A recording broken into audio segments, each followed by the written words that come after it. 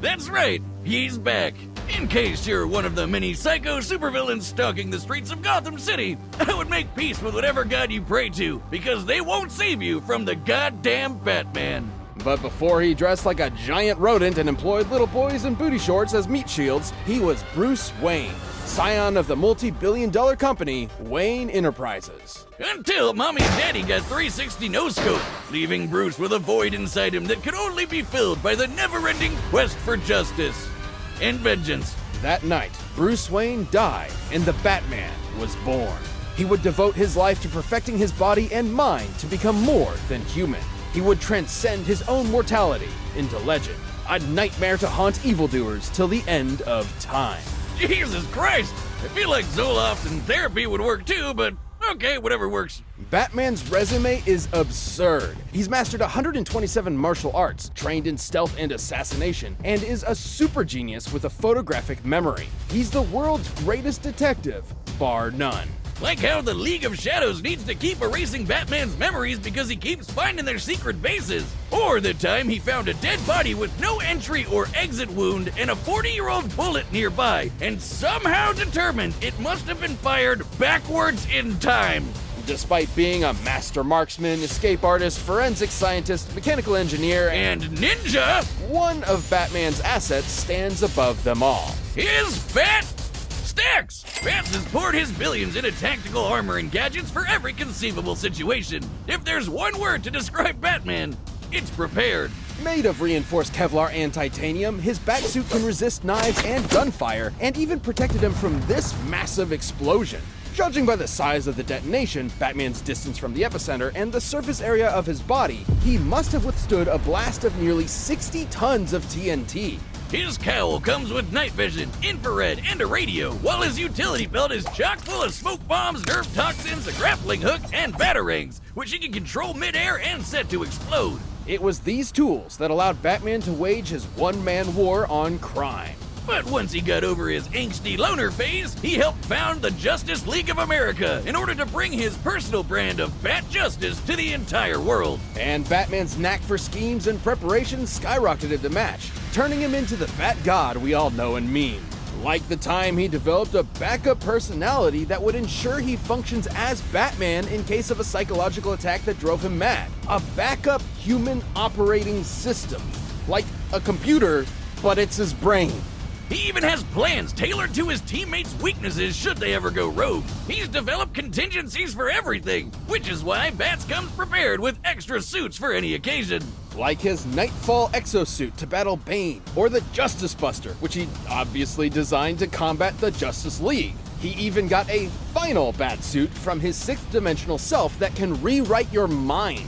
But my favorite is his stylish zebra suit, which he wore after getting weird Magneto powers. They just made his suit look like this for some reason. There's also the Rainbow Batman suit, the Suit of Sorrows, and of course, the Bat Nipples. Chicks dig the Bat Nipples. All paid for with the Bat credit card. Never leave the cave without it. But perhaps his greatest suit of armor, the one designed to put him on the same level of insane mind-bending power as his league teammates, is the Hellbat. AKA the single coolest looking thing ever invented. Forged by Superman in the heart of the sun, each member of the Justice League contributed to this monstrous mech's abilities. And boy does it show, the Hellbat is absolutely hardcore. Made of nanokinetic mesh, it can shapeshift around Batman's body and operates via telepathic link. It can fly, turn invisible, and fire a bat-shaped chest laser. And by diverting all the suit's power into his fists, he can use the Devastator, a punch powered by Wonder Woman's strength. And she's strong enough to yank the frickin' Earth around. Though it does have a 95% chance of giving old Bats a heart attack. Which he has given himself to save all of Gotham City on at least one occasion. It's that level of insane drive that pushed him to use the Hellbat in his one-man invasion of Apocalypse in order to bring his son back to life. You know, Apocalypse, home to the god of evil himself, Darkseid. Batman stared down the final boss of DC Comics and actually kicked his ass. This is incredible, considering Darkseid is a being strong enough to destroy entire universes and fast enough to fly to the edge of the universe in seconds. Since the DC universe is significantly larger than our own, that would be over 600 quintillion times the speed of light. That same Darkseid avatar even took a Shoryuken from Alan Scott, who was amped up from the energy of the multiverse. And Bats cleaned his clock just as hard. But this incalculable strength is drawn from Batman's own life force, specifically his metabolism. Should any fight with the Hellbat go on too long, Batman may succumb to its hunger before finishing the fight himself. Or absorb someone else's biomass for fuel. That works too. So basically, you'd have to be completely batshit insane to pilot this thing. And Bats, yeah, sorry to break it to you, but the grown man that wears his underwear on the outside isn't all there. In keeping with being a perfectionist, though, he's completely aware of this. That's why he does not kill. Because if he did, he understands that he can't trust himself to know when to stop. Batman has outsmarted the nigh-omniscient Metron, defeated his dark counterpart, the Batman Who Laughs, and humiliated Superman in a one-on-one fight. No, wait, that one's not canon. That one he technically had help. Yeah, that one! Although many of his greatest accomplishments have been aided by his exceptional prep work and foreknowledge, he's no stranger to being put on the spot, even in the face of Armageddon. Who else would kick the Spectre, the Angel of Wrath, God's divine judgment, in the face, and then tell him to get the hell out of his city? I'll tell you who. The goddamn motherfucking na-na-na-na-na Batman! My parademons arrive soon. Think I haven't planned for this?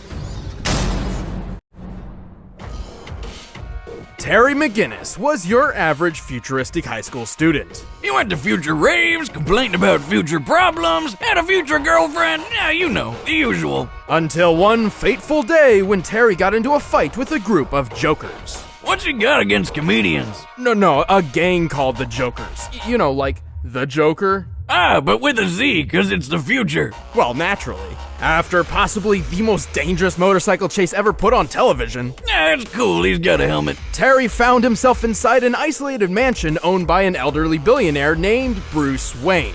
Here, he stumbled upon the most important revelation in his life. Bruce Wayne is Batman! Oh, what a surprise! Well, more like he was Batman. He'd retired from crime fighting years ago, cause, you know, age is a bitch. Wait a minute, after decades of secrecy, a punk teenager just happens to stumble into the Batcave? For crying out loud, if he'd found my secret lair, he'd have been vaporized on the spot. Yeah! Anyway, Terry's roller coaster of a day still wasn't over. Turns out, his dad got murdered. Dad? Bummer. So he did what any emotionally charged teen who wants to avenge their dad would do. He stole the Batsuit. But not the old cape and cowl of yesteryear. This was the latest and most advanced Batsuit. Terry McGinnis didn't just become the all-new Batman. He was Batman Beyond. You ever wonder what would happen if Batman got a hold of an Iron Man suit? It's basically that, and damn, he looks friggin' rad. The Batsuit's nanotechnology greatly enhances his strength and provides several thin yet strong layers of ballistic and environmental protection. And he can fly! He can soar faster than a speeding future car, and he's really nimble in the air. Plus, he can always give his punches and kicks a literal rocket boost. The suit sports over 24 other gadgets for combat and espionage. He has a wrist-mounted grappling hook that can extend over 50 feet. There's a cloaking device, a lock decoder, finger microphones, climbing claws, an underwater breather, thermal and binocular vision, extendable spikes on his arms, flashbang grenades, triple-weighted bolas, a buzzsaw, and even retractable tweezers. Splinters are no laughing matter. And don't forget all those sweet, sweet batarangs. These new age ninja stars are even sharper and more compact than before, and they come in a variety of delightful flavors, like explosive, ensnaring, and electrifying. Terry's got a solid throwing arm and can even disarm multiple opponents with a single shot. But if he's feeling a bit lazy, he can always just use his arm launchers to fire batarang discs. Also, when anyone gets in too close, the whole suit can act like a man-sized taser. The electric shock is strong enough to stun people spliced with animal DNA and short out heavy machinery. But the tools don't make the man, Batman. Terry's a master martial artist with plenty of training from legends like former Robin Dick Grayson, totally real ninja Kairi Tanaga, and the former Dark Knight himself.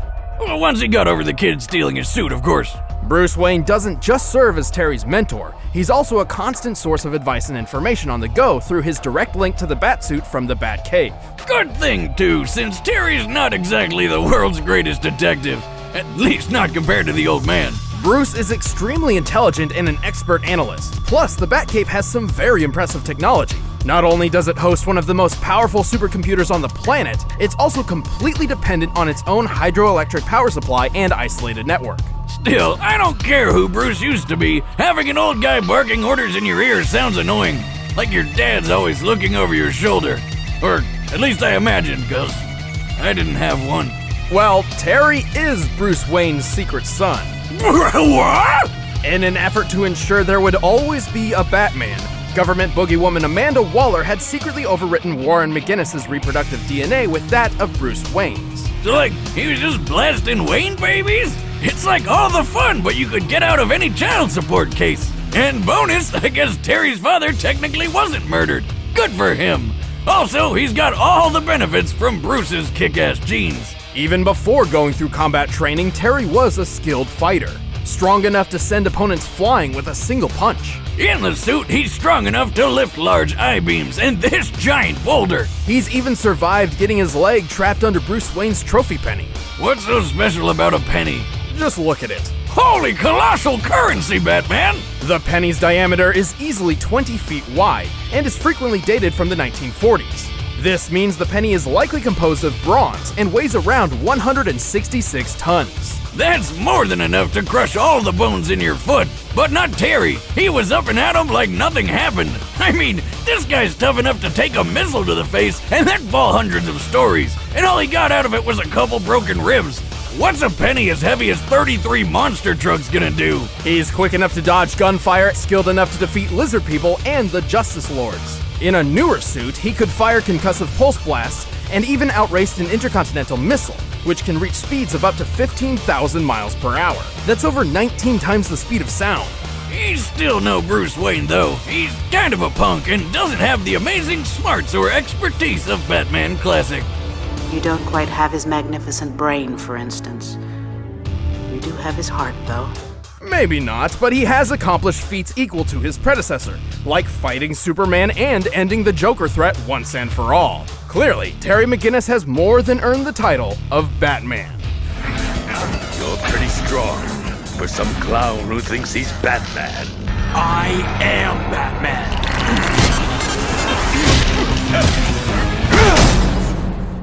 The effects of the Lazarus Pit will soon wear off, but until then, the streets of Gotham belong to me. I can't let you off that easy, man. Batman works alone. Exactly my point. I thought Batman doesn't tell jokes.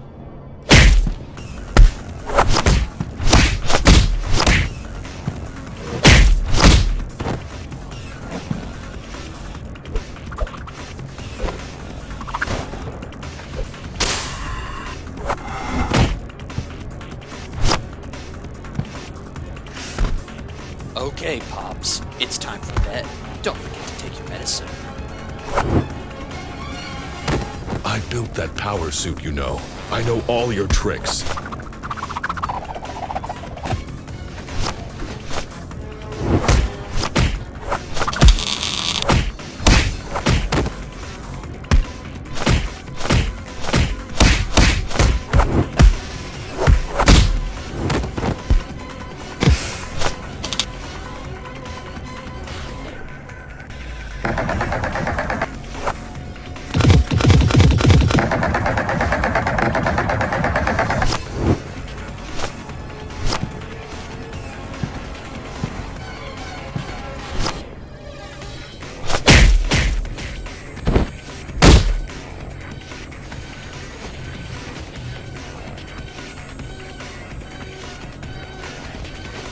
This is your last chance, old man. Give it up.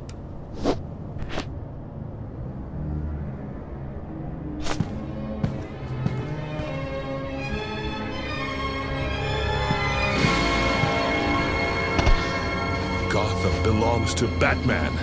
I am Batman!